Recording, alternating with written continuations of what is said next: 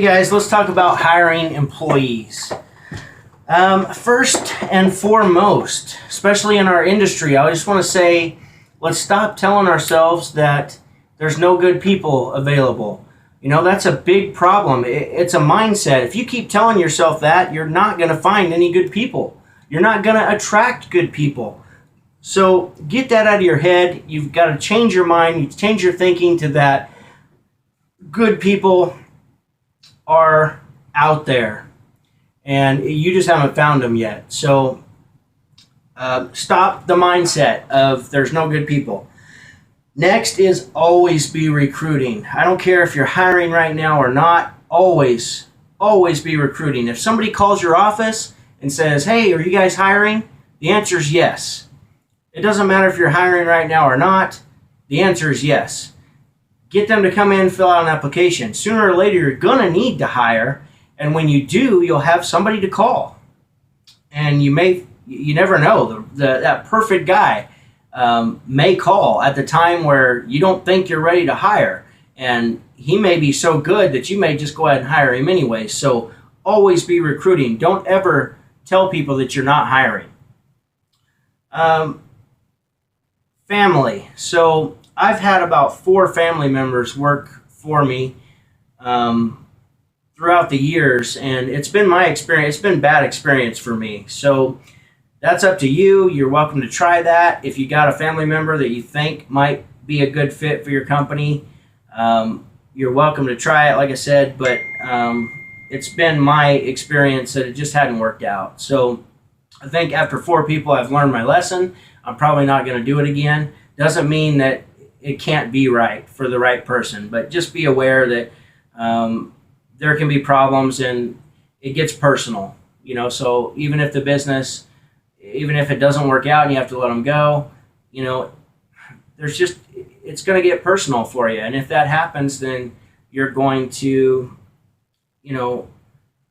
regret possibly hiring them. So be aware of that. It's just, it can happen. There's hundreds and hundreds of stories, I'm certain, out there about that subject. But if you currently have any coworkers, ask them if they know anybody that would be a good fit for your culture, a good fit for your company, if they're hard workers, if they're reliable, if they're looking for a career. So always ask that, and have them ask their family members if they know anybody. So that's one thing that we've utilized for certain. And we've brought a couple of guys in from that. It's worked out really well for us.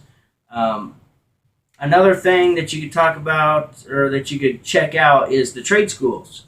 So the trade schools are constantly pumping out students, and go get on the list. One of the biggest companies that's in my area, I'm friends with the service manager that works there, and the last 3 or 4 guys they've hired have been right out of trade school, and they've been solid guys. So we haven't went that route yet personally, but it's always an option, and I know I will in the future. So always keep that in mind. Go talk to the trade schools. Ask them to get on the list, and if they get somebody good that needs a position, which they're all looking for positions when they get out of school. One thing though, when they come out of school, a lot of times these trade schools are telling them that they're going to make all this money right away. It's not that they can't make good money in years to come as their experience grows and they start learning the way you do, the way you operate in your business, but you may have to offer them just a little bit more money to come on board.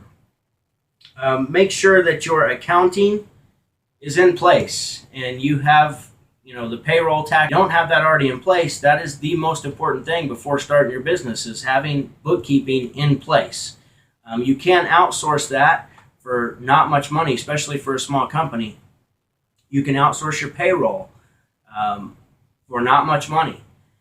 Our payroll is still outsourced. We do have an accountant that probably will be taking over here before long, but at the moment, we're just outsourcing the payroll. So it's not that expensive for how many people we have, and she files the taxes for us and all this other good stuff. So I think that's pretty much all I got for now. Oh, also, I just want to say, be aware of the people that that are serving you throughout your day. You know, if you go to the same convenience store every morning to get coffee, and that same person is always there, and they know your name, and you have good conversation with them all the time, you know, it's hard to train somebody to be personable and to be to have good customer relation skills.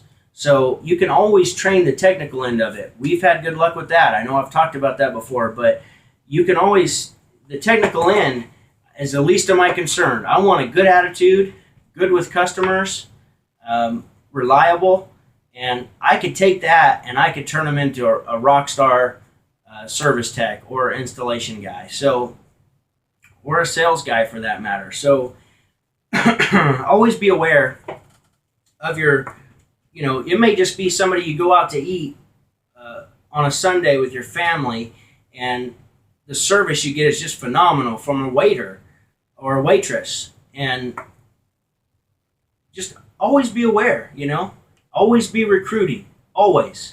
So I hope this helps. I hope you can find somebody with this. Stop. You may have somebody right now that's not far within your environment, you know, that would be a good fit for your company, and ask them to come aboard. We found that there's lots of people, sometimes, you know, somewhere between the 19-year-old and 30-year-old. There are a lot of people out there that are stuck in a dead-end job making crap money, and most of the time I can pay them, you know, $2 or $3 more per hour just starting out, knowing nothing, than they're making or have been making for possibly the last 2 or 3 years. So there's good people out there. You just got to go get them. So hope this helps. Make sure to like my video, subscribe to my channel, and go make money.